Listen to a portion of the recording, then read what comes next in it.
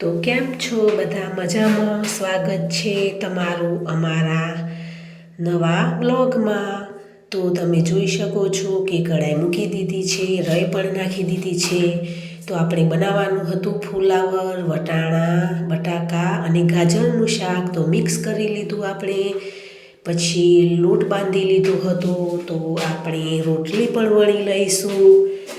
તો આપણી રોટલી પણ વણાઈ રહી છે. તો આજે તો મન થયું હતું વટાણા, ફુલાવર, બટાકા, વટાણાનું શાક ખાવાનું. તો આપણે શાક પણ બનાવી લીધું છે. તો તમે કઈ જગ્યાએથી જુઓ છો તે જણાવજો. અને જો તમને અમારા વિડીયો ગમે તો લાઈક કરજો, શેર કરજો, સબસ્ક્રાઈબ કરજો. અને તમે જોઈ શકો છો કે રોટલી વણાઈ ગઈ છે અને આપણે બીજી રોટલી પણ વણી લઈશું. તો એક રોટલી તો આપણી ચડી રહી છે અને બીજી રોટલી પણ વણી લઈશું. તો તમે જોઈ શકો છો કે ઉતાવળમાં હતા એટલે થોડીક રોટલી પણ જેમ તેમ વણાઈ રહી છે.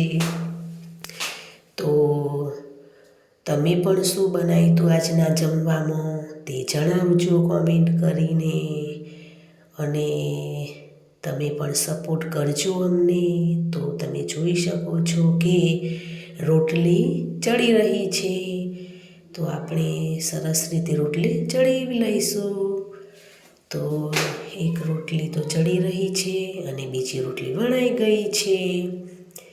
તો તમે જોઈ શકો છો કે આપણી રોટલી ચડી ગઈ છે.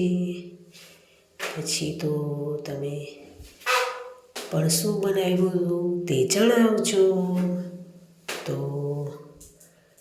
મને પણ સપોર્ટ કરજો અને સબસ્ક્રાઈબ કરજો, લાઈક કરજો, શેર કરજો. તો તમે જોઈ શકો છો કે રોટલી ચડી રહી છે. રોટલી પર રોટલી મૂકી દીધી અને સરસ રોટલી ફૂલી રહી છે. તો જોઈ શકો છો કે આપણી રોટલી થઈ ગઈ છે અને શિયાળાની શરૂઆત થઈ ગઈ છે. તો સરસ સરસ મજાની શાકભાજી આવી રહી છે. તો ચાલો જમવા, શાક ને રોટલી. તો આવજો.